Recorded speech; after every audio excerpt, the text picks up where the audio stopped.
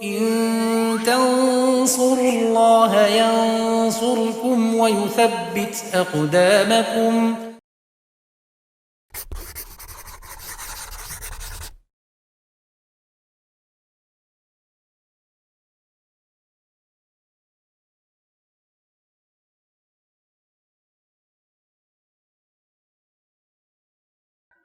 Bismillahirrahmanirrahim. Alhamdulillahirabbil alamin.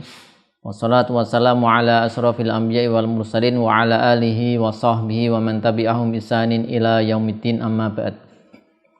Pemirsa Ibit Edu rahimani wa rahimakumullah, kita berjumpa kembali untuk melanjutkan pelajaran kita membaca dan membahas kitab Al-Muqaddimah Al-Hadramiyah, kitab membahas fikih dalam mazhab Syafi'i karangan Al-Alamah Al-Faqih Abdullah bin Abdurrahman Bafadil rahimahullah ta'ala.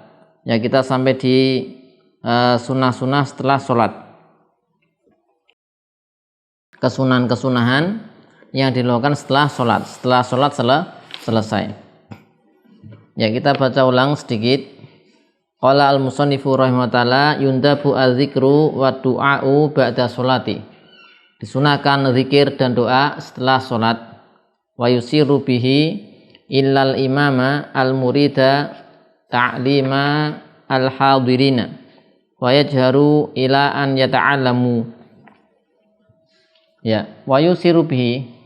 Kemudian ketika zikir ini ya, semua mencakup semua orang yang melakukan sholat, yaitu mensirkan biyatu bizikri wa doa, itu disirkan.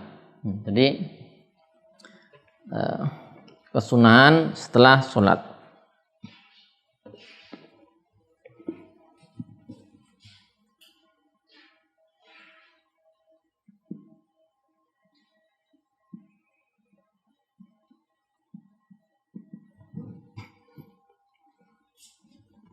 Ya, kemarin disebutkan yaitu zikir dan doa, kemudian apa?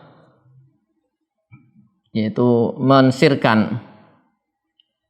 Asir yaitu bizikri wa doa, itu disirkan, mensirkan ketika zikir dan doa itu dilirihkan, jadi hanya diucapkan sekedar kita dengar suara kita, sekedar didengar oleh diri sendiri, sehingga tidak dikeraskan sehingga orang lain dengar. Ini dalam mazhab Syafi'i, zikir setelah sholat dan doa itu disirkan. Disirkan kecuali imam. Kalau dia seorang imam al-murida yang ingin ta'limal hadirina, yaitu mengajari orang-orang yang hadir, ya, jamaah sholat, orang yang ada di situ, ya, ingin diajari karena belum bisa, maka fayajharu, si imam menjaharkan ila an yata'alamu, sampai mereka memahaminya, ya. Memahami apa? Memahami zikir, memahami doa setelah sholat apa yang dibaca. Kalau sudah paham, maka kemudian fayusiru, disirkan lagi, ya. Maka disirkan lagi, tidak dikeraskan terus. Jadi dikeraskan itu ketika imam ingin mengajari makmumnya atau jamaahnya, ya. Jadi tidak dikeraskan terus menerus. Di antara dalil yang mendasari bahwasanya ketika doa dan zikir itu disirkan, dilirihkan adalah riwayat Bukhari Muslim dari Abu Musa al-Asy'ari radhiyallahu anhu. Qala kunna ma'a Rasulillahi sallallahu alaihi wasallam fa kunna idza asyrafna ala wadin halalna takabbarna irtafa'at aswatuna. Faqala an-nabiyyu sallallahu alaihi wasallam, ya ayuhan nas irba'u ala anfusikum fa innakum la tad'una asamma wala ghaiba innahu ma'akum innahu sami'un qaribun tabarakasmu wa ta'ala jadduhu. Dari Abu Musa al-Asy'ari radhiyallahu anhu, beliau mengatakan kami bersama Rasulullah SAW ketika kami yaitu menuju atau menaiki satu lembah, maka kami yaitu halalna bertahlil dan bertakbir. Di sini disebutkan irtafa'at aswatuna, suara-suara kami keras, meninggi. Nah, kemudian ketika Nabi SAW mendengarnya, beliau mengatakan, ya ayuhnas, wahai manusia, wahai orang-orang, ya, para sahabat Nabi SAW, irba'u ala anfusikum, pelan-pelanlah. Nah, pelan-pelanlah terhadap diri kalian. Fa innakum la tata'una as-sama wala ghaiba. Kalian itu tidak menyeru kepada zat yang asom, yang tuli, wala ghaiba, dan juga tidak menyeru pada zat yang ghaib, yang tidak ada. Fa innahu ma'akum. Zat tersebut ya Allah Subhanahu wa taala adalah bersama kalian. Innahu sami'un qarib. Maksudnya Allah itu Maha mendengar dan dekat. Maka di sini disebutkan apa? Nabi SAW mengingkari para sahabat yang bertakbir, bertahlil dengan keras. Diperintahkan untuk apa? Pelan-pelan. Nah, ini menunjukkan bahasanya hukum asalnya ini zikir dan doa adalah dengan sir, dilirihkan. Kemudian juga kita lihat hadis yang lain juga Bukhari Muslim, wa an Aisyata radhiyallahu anha fi qoulihi azza wa jalla wala tajhar bi sholatika wala tukhafit biha. Janganlah kalian yaitu mengeraskan dalam salat kalian atau doa kalian, dan janganlah berbisik-bisik sampai tidak mendengar. Maka di sini dalil dua tadi menunjukkan zikir doa dengan sir. Di Al-Hadi Al-Marudiyah, saya Mustafa di Al-Bukhari mengatakan bahwasanya dalil-dalil ini tidak bertentangan dengan hadis Ibnu Abbas. Hadis Ibnu Abbas menyatakan anna raf'as saut bi dzikri hina yansarifun nasu minal maktubati kana ala ahdi Nabi sallallahu alaihi wasallam. Tadi hadis dari Abu Musa al-Asy'ari, kemudian hadis dari Ibunda Aisyah menyatakan zikir doa dengan sir, lirih. Tapi ada hadis lain Ibnu Abbas. Hadis Ibnu Abbas mengatakan sungguhnya suara yang keras dengan zikir atau zikir dengan suara keras ketika orang-orang telah selesai dari sholat 5 waktu, sholat wajib, itu ada pada zaman Nabi Sallallahu Alaihi Wasallam. Sehingga hadis Ibnu Abbas menunjukkan zikir itu dengan suara yang keras, karena di sini disebutkan apa? Diketahuinya selesainya sholat itu dengan zikir, dengan suara yang keras terdengar oleh Ibnu Abbas. Ya, di riwayat lain disebutkan Ibnu Abbas mengatakan kuntu a'lamu idzan sarafu bidzalika idza sami'tuhu. Aku mengetahui hal itu jika mereka orang-orang telah selesai sholat. Idza sami'tu, ketika aku mendengar mereka itu zikirnya. Ya, jadi itu takbir. Di riwayat lain disebutkan kuntu a'rafu in qidha'a sholatin Nabi sallallahu alaihi wasallam bitakbir. Aku itu mengetahui selesainya sholat Nabi sallallahu alaihi wasallam dengan takbir. Berarti tidak diketahui dengan salam, dengan takbir. Berarti suaranya apa? Keras. Nah, di sini kemudian dikompromikan, ya, dikompromikan. Diantaranya adalah Imam Asy-Syafi'i rahimahullah mengkompromikan hadis-hadis yang mengatakan bahasanya zikir itu dan doa dengan sir, lirih itu hukum asal. Hukum asalnya demikian. Adapun ketika ada hadis Ibnu Abbas yang menunjukkan secara zahirnya suara zikir itu kok keras, maka ini adalah untuk dalam rangka apa? Pengajaran, ya, agar orang-orang itu paham, oh doanya gini, zikir gini. Sehingga kalau juga sudah orang-orang sudah pada paham, ya disirkan lagi, dilirihkan lagi, tidak kemudian terus menerus dikeraskan. Jadi dikeraskan hanya apa? Ketika bertujuan untuk mengajari para hadirin. Kemudian ini tadi yaitu disirkan. Yang berikutnya Musannif mengatakan wa yuqbilu 'alal ma'mumin bi ja'li yasarihi ilal mihrabi. Itu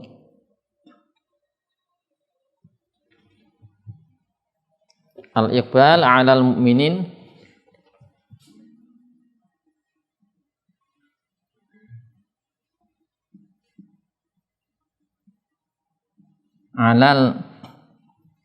alal makmumin ya, yaitu para makmum.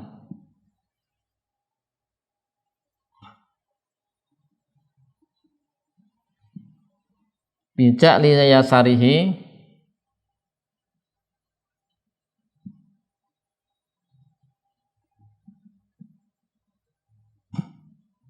ilal mihrab.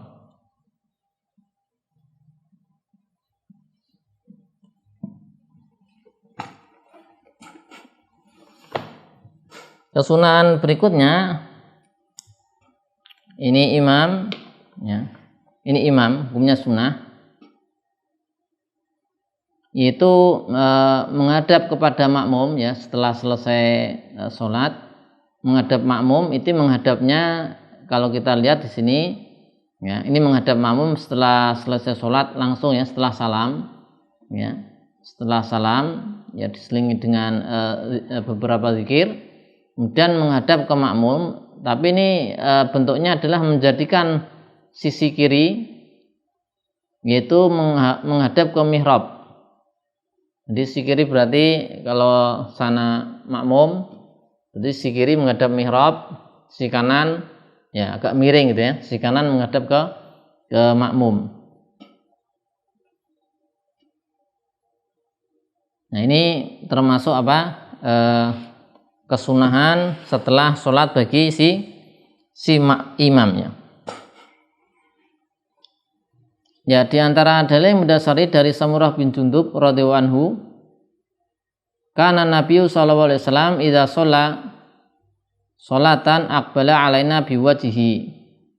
Nabi sallallahu alaihi wasallam ketika ketika sholat maka beliau menghadap pada kami dengan wajah beliau. Jadi ketika sudah selesai sholat, jika sudah selesai melaksanakan sholat, beliau menghadapkan wajahnya kepada kami. Di riwayat Bukhari dan Muslim. Kemudian yang berikutnya, wa yundabu fihi wa fi kulli du'ain raf'ul yadaini summa mashu al-wajhi bihima. Yang berikutnya,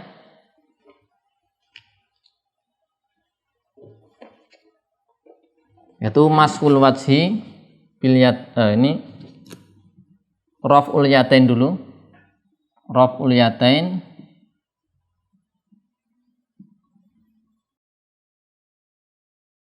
yaitu apa? Mengangkat kedua tangan, yaitu fi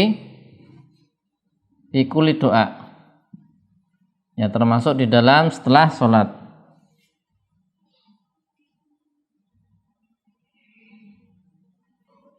Ikuli ad-doa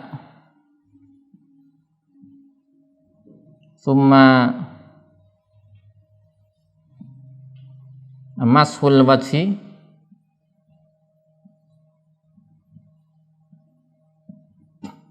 bihima. Sunan berikutnya adalah mengangkat wa yundabu disunahkan fihi, yaitu di dalam fihi zikir, yaitu doa setelah sholat, itu disunahkan mengangkat kedua tangan, raf'ul yadain ya, diangkat seandainya di Busra al-Karim disebutkan, dan ini juga fihi di dalam doa setelah sholat dan juga setiap doa ya, itu mengangkat kedua tangan dalam rangka mengikuti Nabi Shallallahu Alaihi Wasallam. Di Busra al-Karim disebutkan seandainya salah satu tangannya itu hilang atau ada sesuatu sehingga sakit, maka diangkat salah satunya, rafa'a al-ukhra. Tapi kemudian ada tambahan yang lain, misalnya ada hukum makruh ketika mengangkat tangannya najis, hukumnya makruh. Nah, sampai seberapa mengangkat? Di Busra al-Karim disebutkan wa ghayatu raf'i hazwal mankibain ila idza ishtadda al-amru fayazid. Jadi hanya sebatas ini, diangkatnya sebatas ini. Boleh nanti urusannya berat diangkat lagi. Tapi secara normal setinggi bahu. Wa yundabu fi wa fi kulli du'ain raful yadaini summa mashul wajhi. Setelah doa kemudian mengusap wajah dengan kedua tangan tadi. Ini ada hadisnya, diperselisihkan para ulama. Di antaranya ada yang menghasankan seperti Ibnu Hajar Al-Asqalani. Ini berkaitan dengan mengangkat kedua tangan dan yaitu mengusapkan kedua tangan pada wajah. Ya, ini dalilnya Anis Sa'ib ibni Yazid radhiyallahu anhu, anna Nabiyya sallallahu alaihi wasallam kana idza da'a rafa'a yadayhi masaha wajhahu biyadaihi.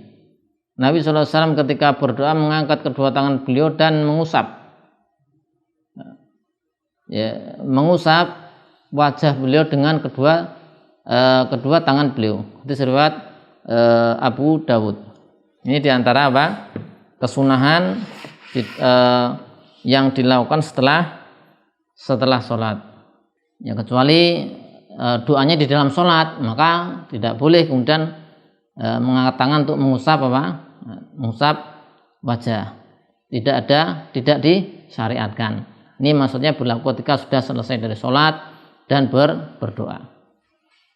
Demikian yang bisa kita bahas di pertemuan kali ini. Insyaallah berikutnya kita akan baca beberapa doa-doa yang maksur, yang ada riwayatnya, ada hadisnya, yang bisa kita baca ketika sudah selesai dari sholat. Wassalamu ala sayyidina Muhammadin wa ala alihi wa sahbihi wa sallam. Alhamdulillahirabbil alamin.